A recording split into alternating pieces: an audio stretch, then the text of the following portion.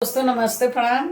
एक कहारा गीत लेके आ रहा हूँ, आप सबको जरूर पसंद आएगा। लाइक सब्सक्राइब शेयर कमेंट प्लीज। कैसा लगा मेरा गाना? कोनवा वाला घर मिला खटियावा मिलल टूटल, कोनवा वाला घर मिलल खटियावा मिलल टूटल।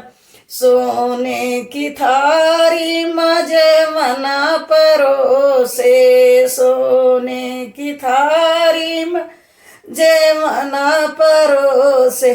जे मनौन जे मई करम कई बाटे खोटा, कोनवा वाला घर मिलल खटियावा मिलल टूटल, कोनवा वाला घर मिलल खटियावा मिलल टूटल, कोनवा वाला घर मिलल।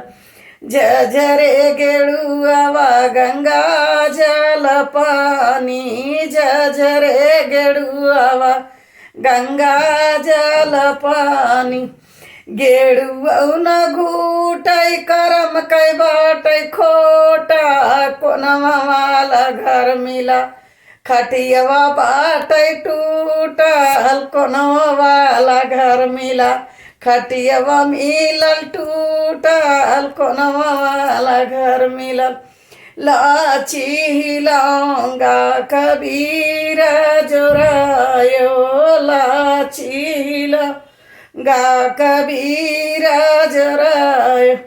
बीरबौ न कुचै करम कै बाटै खोटा, कोनवा वाला घर मिलल खटियावा बाटै टूटल, कोनवा वाला घर मिलल खटियावा बाटै टूटल, कोनवा वाला घर मिलल।